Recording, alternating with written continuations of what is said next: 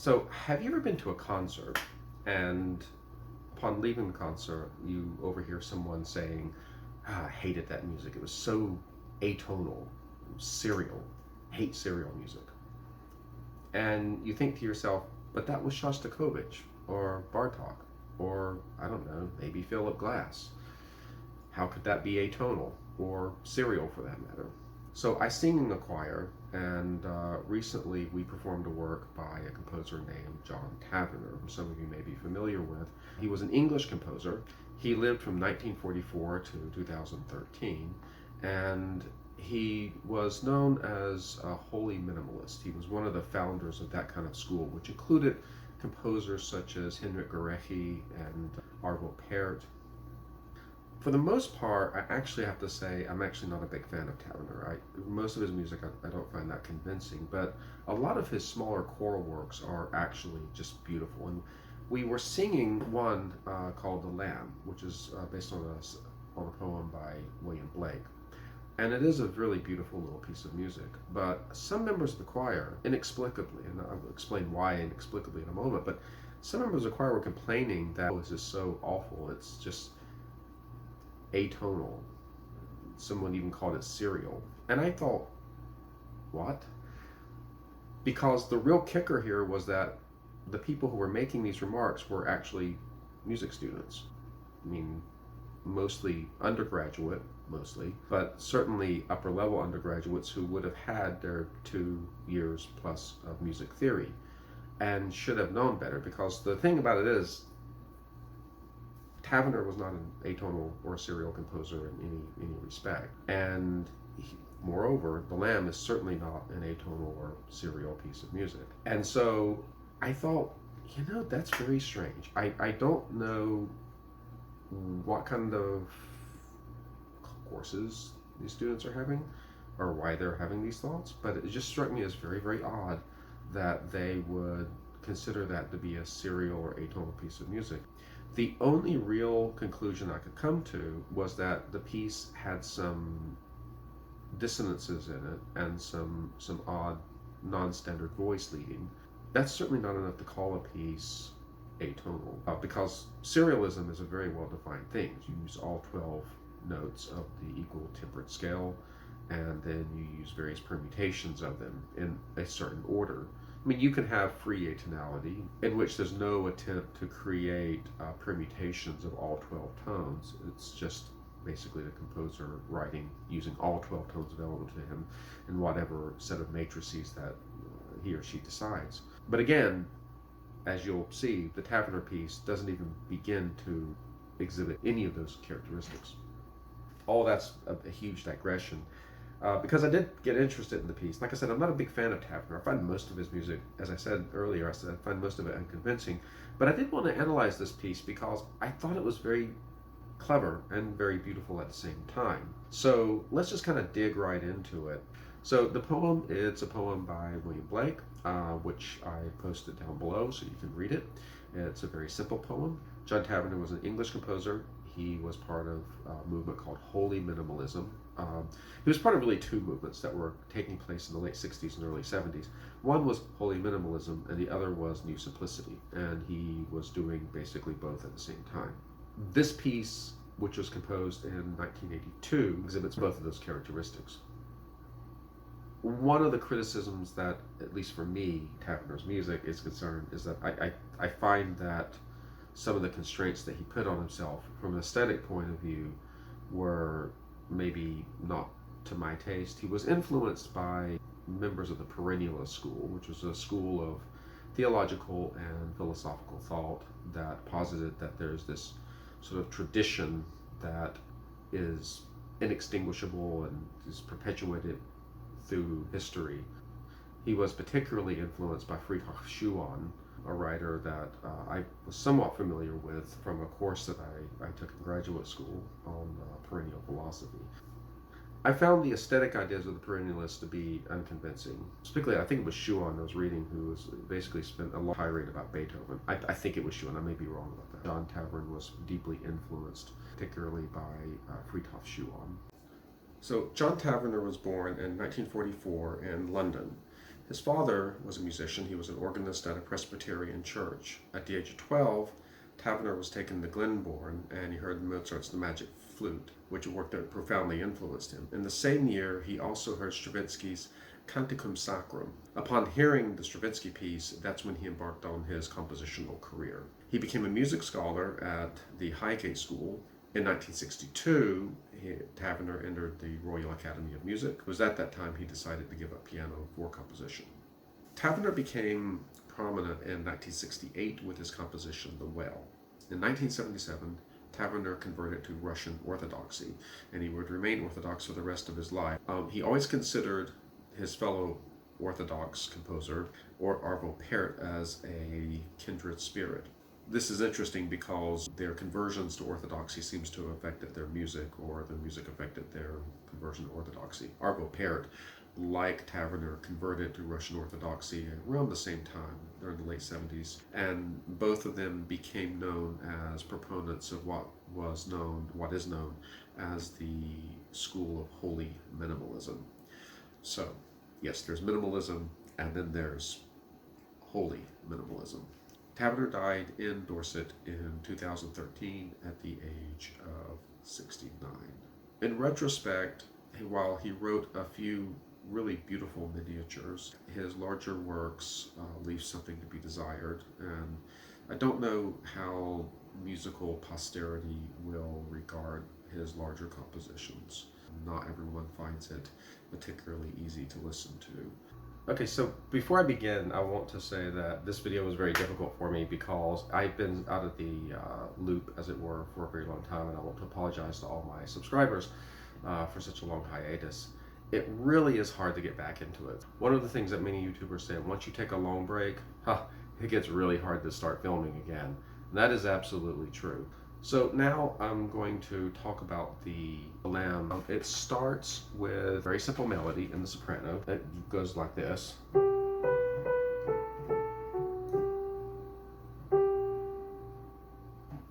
Very, very simple. Now, what happens next is the altos come in, the sopranos repeat that phrase, but the altos come in with this phrase.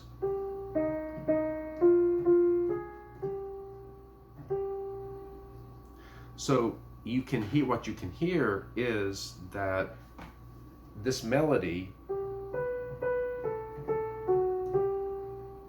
is mirrored in the alto line.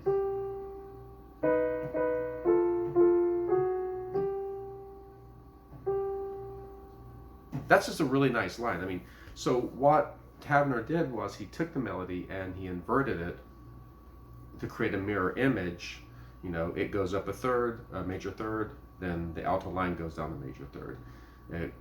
The soprano line drops a major second, the alto line rises a major second. He continues to do this kind of playing with the notes in different permutation throughout. So the next time he has the sopranos to do another melody, it's very similar to the first melody.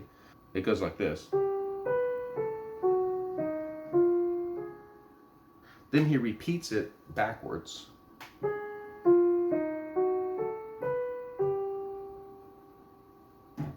By going backwards from the end back to the beginning, he creates a palindrome. And so the sopranos sing the second phrase, they sing the palindrome of the second phrase, and then the altos come back in, they sing the inversion, the mirror image of that earlier phrase, and then both sing the palindrome backwards. So it's a really interesting piece of music from that perspective. I mean, he uses these mirroring images and these palindromes in order to structure his material. Now, here's the thing. You end up with some very odd quirks, because what happens is, for example, with the line that goes,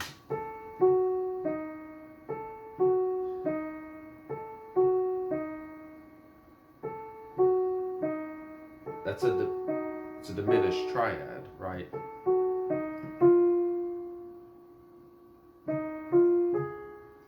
And the way he's notated it, they appear to be more augmented intervals, like an augmented second. He augments, basically, it's orally. I'm gonna play it. So there's a relationship between the F sharp and the E flat. Orally, it's a minor third, but the way he notates it, it makes it look like an augmented second. So in the next section, the whole choir comes in, and while the starting note has typically been on a G, we are very, very much clearly in E minor. And the harmony is very conventional. It's really just your standard types of triads. The relationships are 4 or 5 relationships. There's really nothing about it that's extraordinarily modernistic or atonal or serial. It's pretty conventional harmonies. So when the full choral section comes in at the end of these phrases, it's actually very, very tonal. It's extraordinarily tonal. Let's just have a listen to that.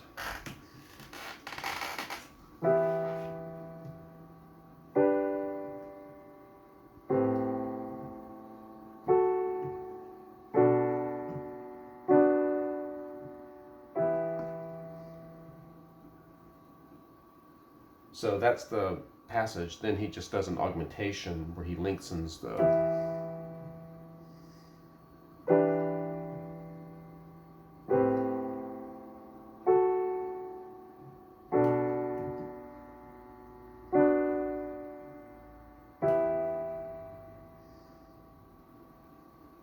And that's it. It's an augmented second, a 5, and a 1.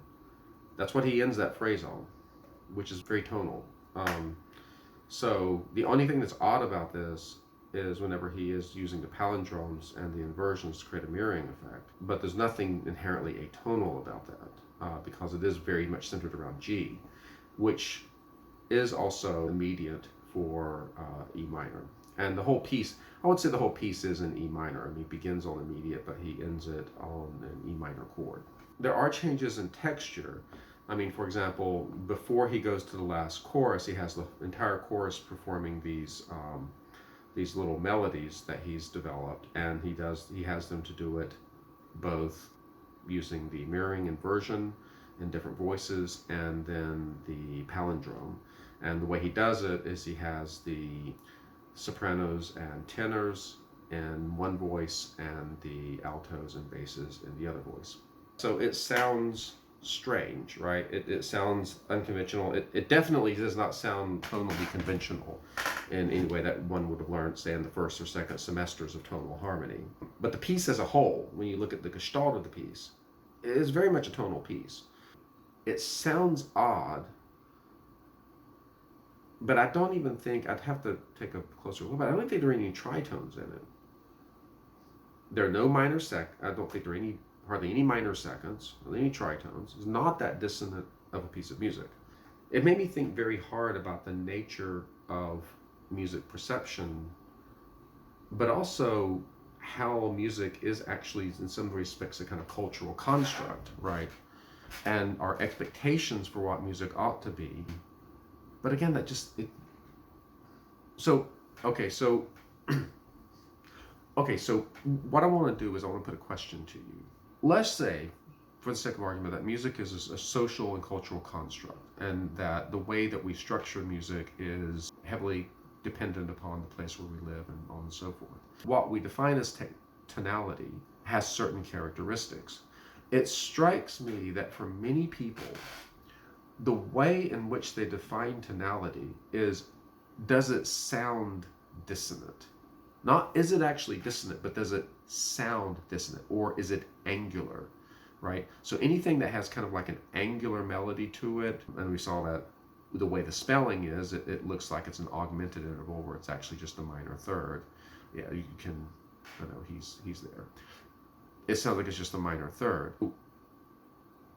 The way in which we construct what is and isn't tonal or atonal seems to me, at least among many people, even people who are, let's say, for lack of a better term, musically literate, or musically educated, is whether or not something sounds dissonant or not.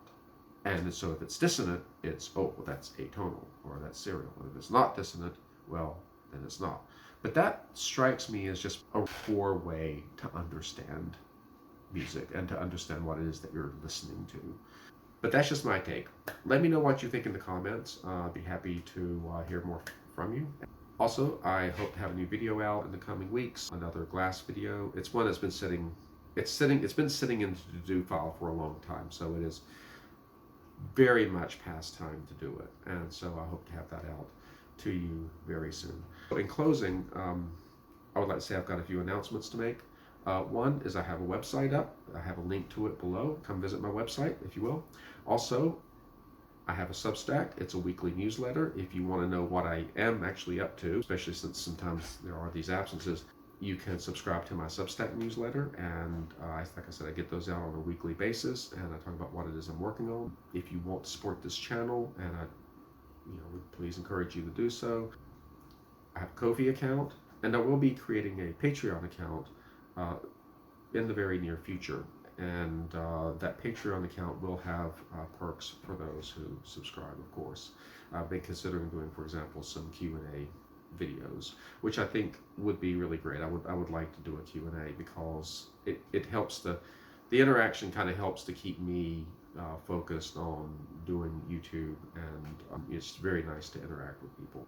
I look forward to seeing you all again, and I wish you all a great day. See you later.